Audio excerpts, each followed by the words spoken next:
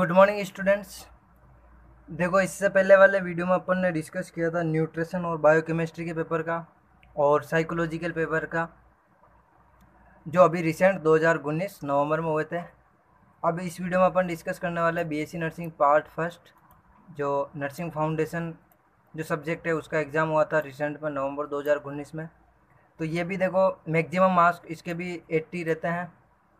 और question first जो था इसमें डिफाइन द वुंड, वुंड के बारे में डेफिनेशन लिखनी थी, डिफाइन करना था वुंड को। Explain types and classification of wound, इसमें कंप्लीट क्लासिफिकेशन लिख के वुंड का और उसको एक्सप्लेन करना था, जैसे open wound, close wound. Open wound के अंदर भी जैसे कटिंग हुआ, पंचर हुआ, और क्लोज वुंड के अंदर हीमेटोमा हुआ। तो ये एक्सप्लेन करके इसका पूरा क्लासिफिकेशन करना था। नेक्स्ट जो सी वाला पोर्शन है, एक्सप्लेन हीलिंग प्रोसेस, इसमें हीलिंग प्रोसेस को कंप्लीट एक्सप्लेन करना था। And factor affecting wound healing, ऐसे कौन कौन से फैक्टर है जो वुंड हीलिंग को प्रभावित करते हैं उनके बारे में लिखना था, जैसे पेशेंट की एज हुआ, इंजरी का टाइप हुआ, और पुअर कंडीशन हुई, न्यूट्रिशनल स्टेटस हुआ पेशेंट का। तो ये सारे फैक्टर इसमें वुंड हीलिंग में लिखने थे कंप्लीट। क्वेश्चन सेकंड आता है इसमें, ए वाला पोर्शन था define the nursing process, nursing process को डिफाइन करना था कि नर्सिंग प्रोसेस एक सिस्टमेटिक फ्रेमवर्क है, इसके बारे में लिखना था। और एक्सप्लेन द, बी वाला पोर्शन है explain the steps in nursing process, कौन कौन सी स्टेप्स होती है नर्सिंग प्रोसेस में उसके बारे में लिख के एक्सप्लेन करना था, जैसे nursing assessment, nursing diagnosis, nursing planning, intervention and evaluation. Question third जो है डिफाइन कम्युनिकेशन, कम्युनिकेशन को डिफाइन करना था इसमें। और एक बी वाला पोर्शन है एक्सप्लेन टाइप्स ऑफ कम्युनिकेशन, इसमें टाइप्स ऑफ कम्युनिकेशन लिखना था, जैसे one way communication, two way communication, telecommunication, ये टाइप्स लिखना था और उनको एक्सप्लेन करना था। उसके बाद सी वाला पोर्शन है इसमें barrier in effective communication, barrier का मतलब अवरोध, ऐसे कौन कौन से बैरियर हैं जो इफेक्टिव कम्युनिकेशन को कहीं ना कहीं प्रभावित करते हैं, जैसे लैंग्वेज बैरियर हो गया, तो इनके बारे में लिखना था। और क्वेश्चन फोर जो है explain physiology and regulation of body temperature, तो इसके अंदर बॉडी टेम्परेचर को रेगुलेट और उसकी कंप्लीट फिजियोलॉजी लिखनी थी, जैसे हाइपोथैलेमस से जो बॉडी टेम्परेचर जो रेगुलेट हो रहा है उसका पूरा सर्कुलेशन या पूरा फिजियोलॉजी इसके अंदर एक्सप्लेन करनी थी। उसके बाद बी वाला पोर्शन था explain procedure of assessment of body temperature, body temperature को असेस करने के लिए जो अपन प्रोसीजर करते हैं टेम्परेचर लेने का, उसको कंप्लीट एक्सप्लेन करना था, जिसमें थर्मामीटर के बारे में और बॉडी टेम्परेचर की साइट्स के बारे में लिखना था। उसके बाद देखो, उसके बाद क्वेश्चन फाइव था एक्सप्लेन हेल्थ इलनेस कंटिन्यूम, इसका मतलब ये होता है कि हेल्थ और इलनेस कैसे व्यक्ति पॉजिटिव वे में हेल्थ से इलनेस से हेल्थ की तरफ लौटता है या हेल्थ से इलनेस की तरफ जाता है, ये सारे लिखने थे इसमें कंटिन्यूम में।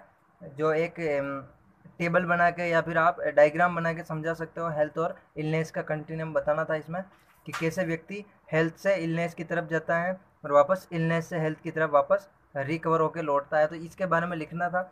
और फैक्टर इन्फ्लुएंसिंग हेल्थ, ऐसे कौन कौन से फैक्टर हैं जो हेल्थ को प्रभावित करते हैं, जैसे न्यूट्रिशनल फैक्टर हुआ, एनवायरमेंटल फैक्टर हुआ, साइकोलॉजिकल फिजियोलॉजिकल फैक्टर हुआ, मेंटल फैक्टर हुआ, ये लिखना था।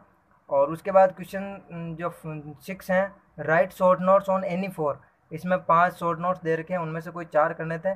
पहला है स्टीम इनहेलेशन, स्टीम इनहेलेशन जैसे कॉमन कोल्ड हो गया, इन्फ्लुएंजा हो गया, इन जो छोटे मोटे वायरल इन्फेक्शन है इनके अंदर क्या होता है, स्टीम इनहेलेशन करवाया जाता है, मेडिसिन को नाक में भाप के द्वारा दिया जाता है, इसे कहते हैं स्टीम इनहेलेशन।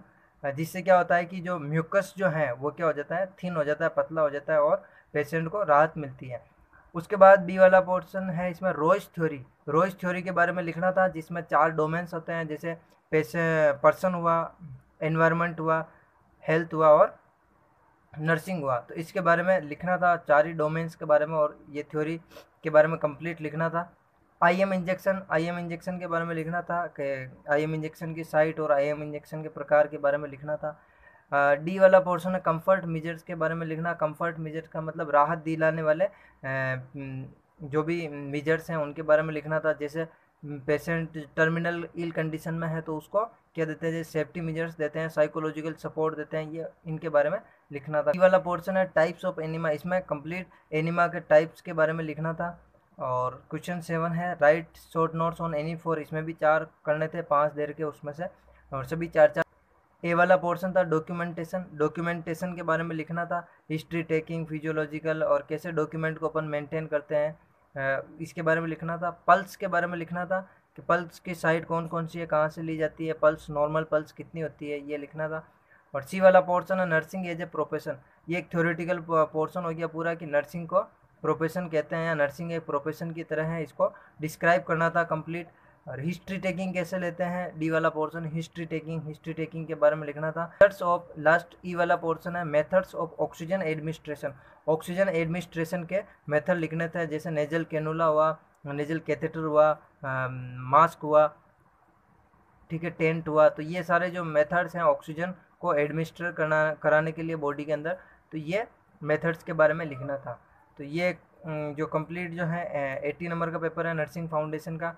अगर आपको 2010 से 2019 तक के पेपर की PDF डाउनलोड करनी है तो डिस्क्रिप्शन में इसका लिंक है, वहाँ जाकर आप इस पेपर को डाउनलोड कर सकते हैं।